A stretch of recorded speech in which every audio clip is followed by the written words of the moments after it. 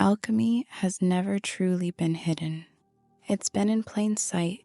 Ancient symbols, cryptic texts, and whispered truths pass from one age to the next.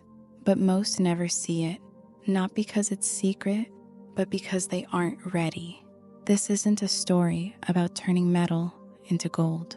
This is about turning you into something you never imagined possible.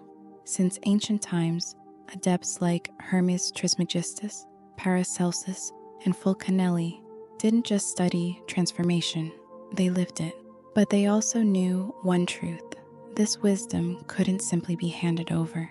It had to be earned. Alchemy isn't learned, it's experienced. This is the path of real change.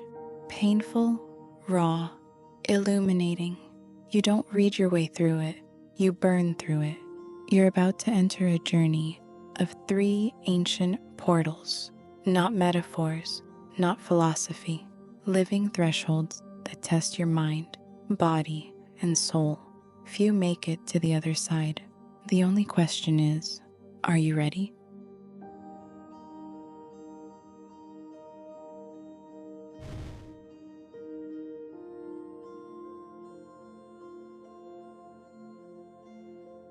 For centuries, alchemy has worn many faces: science, mysticism, magic, but its true essence is transformation, not of metals, of consciousness. Every symbol, every experiment in the old texts was a coded message about you, the furnace, your will, the crucible, your heart and mind. The lead to be transmuted, your unconscious patterns. Real alchemy is internal, and it begins not in a lab, but in a storm. In the secret teachings, seekers of truth are divided into 3 groups. The first are the unawakened. They move through life on autopilot. They don't question. They don't look deeper. They believe the illusion is the world. Then come the awakened, but uninitiated. These people begin to notice cracks in the surface. They feel something more, something beyond the visible. They read, they seek, they search, but their knowledge is still theoretical. They haven't walked the fire. And then, the initiates. These are the ones who've stepped beyond intellect. They've faced the collapse of identity, burned in the crucible, rebuilt from the ashes. They don't just know alchemy, they are it. And for them, 3 portals appear, 3 trials, real, personal, and unrelenting. Each one a test, each one a door. Only one question remains. Will you step through? The first portal isn't a breakthrough, it's a breakdown. Nigredo, the black phase. It's not poetic, it's brutal. It begins when your illusions collapse, when what you thought was true about yourself, others, the world, suddenly dissolves. It's chaos, darkness, confusion. The dark night of the soul isn't a metaphor here. It's exactly what it feels like. Old identities die, former certainties rot. You're left staring into the void, wondering what, if anything, is real. This is the putrefaction stage, the decay of the false self, and it hurts. But without death, there is no rebirth. Nigredo forces you to face everything you've buried: childhood pain, toxic shame, unconscious patterns, fear of failure, fear of being. It's ugly, it's messy, and it's necessary because it burns away what cannot continue. You'll want to run, but there's nowhere to go. Nigredo asks one thing: will you stay with the fire long enough to see what survives? Only then will the second portal appear. Out of the ashes, something stirs. The chaos begins to settle. The darkness doesn't fully lift, but it softens. And in that soft, pale light, Albedo is born. This is the white phase, the phase of purification. If Nigredo was death, Albedo is rebirth, but not as you were, as something new, something cleaner, something clearer. This is where you begin to see. Clarity starts to rise. The confusion that dominated Nigredo gives way to insight. You start understanding why certain patterns held you, why certain pains ran so deep. You start seeing the threads, and your heart, it begins to lighten. You start to experience emotional balance.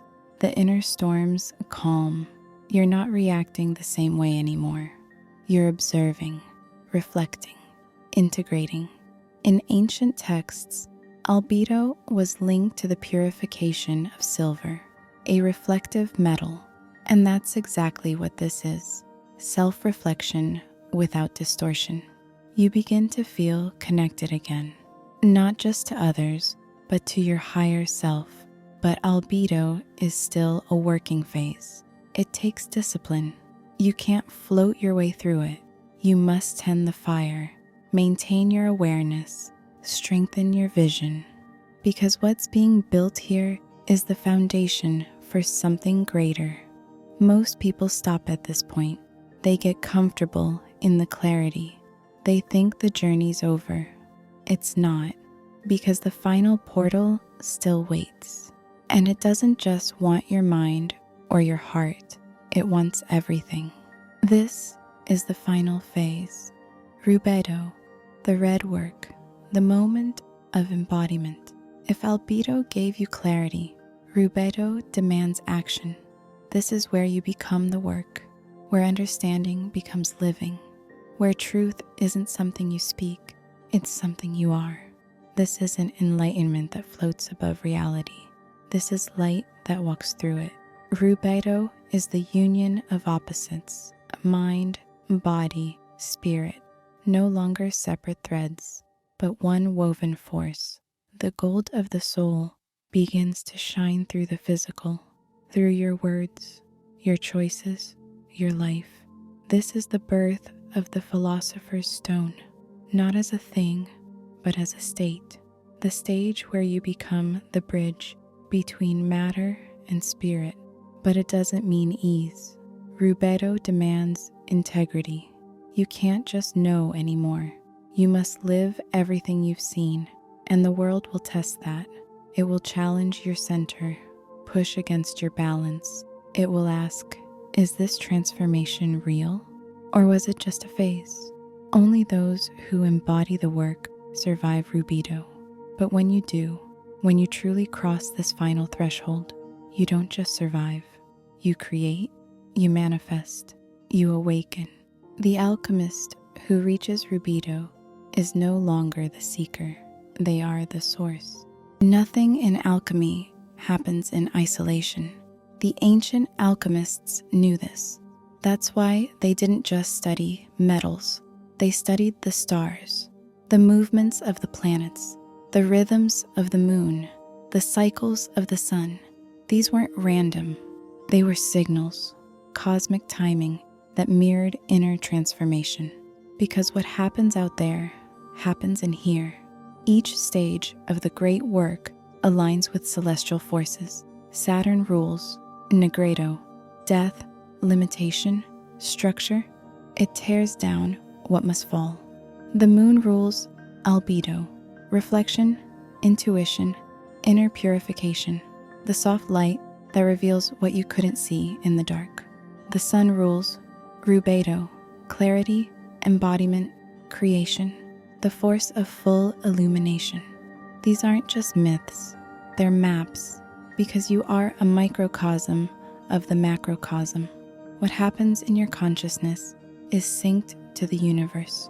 So when Saturn retrogrades, it's not bad luck, it's a call to look within. When the moon waxes, it's a time to build. When the sun conjuncts with your inner fire, it's time to act. The alchemist doesn't just watch the skies, they work with them. And this is the key. It's not about control, it's about alignment. When you stop fighting the cycles, when you listen, adjust, and flow with them, you become more than just someone doing the work. You become part of the work. You move like nature does.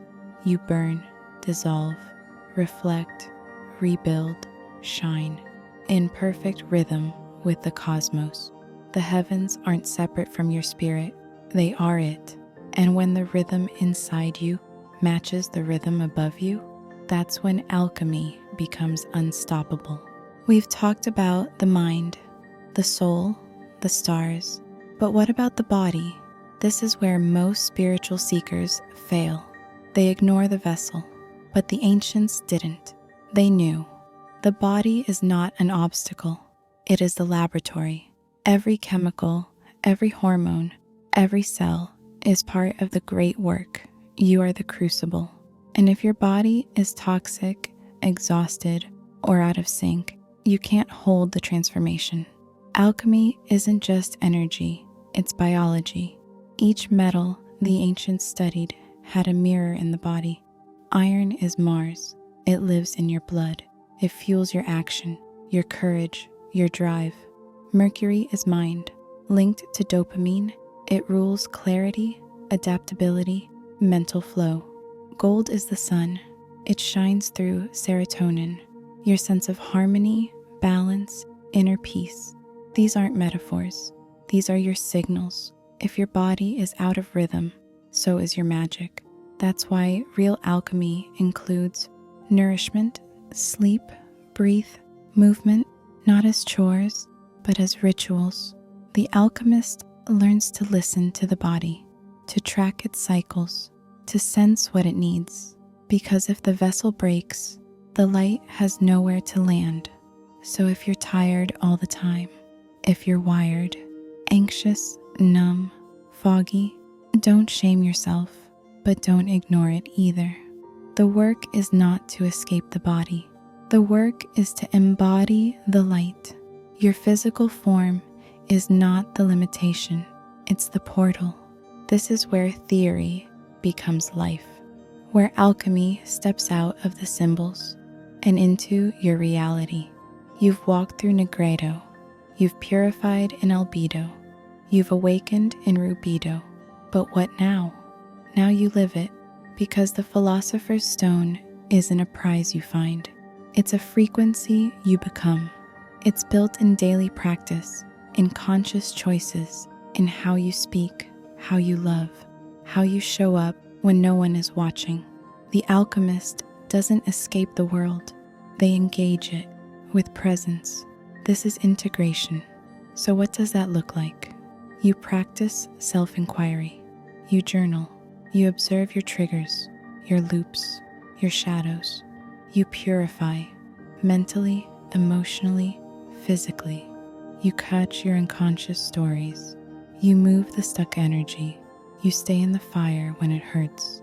You study, not just books, but your life. You pay attention. You connect the dots. And most importantly, you apply. Because wisdom that stays in your head is just decoration. Transformation only happens through action. You take everything you've learned and you live it.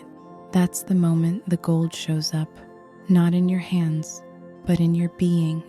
You become the stone, not because you finished the work, but because you are the work.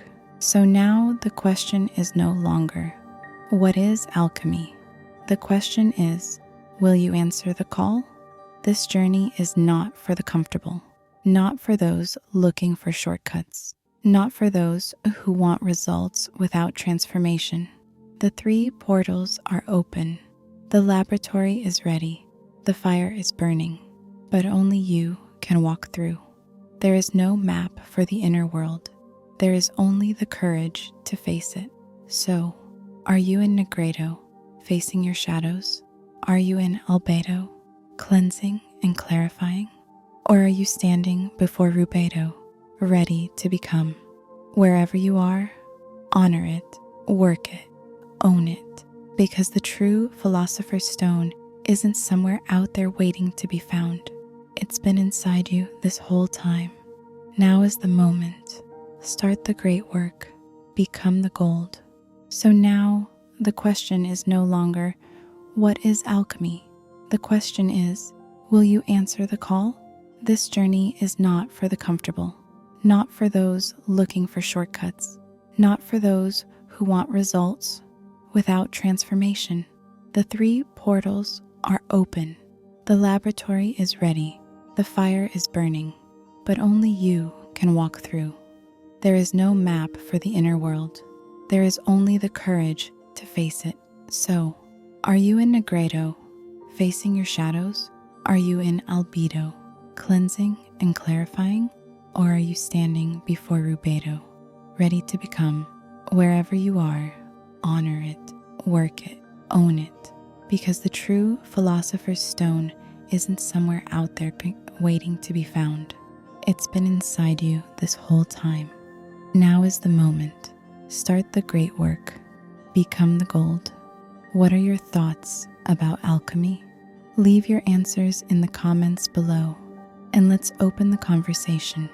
Until next time, I wish you a beautiful day.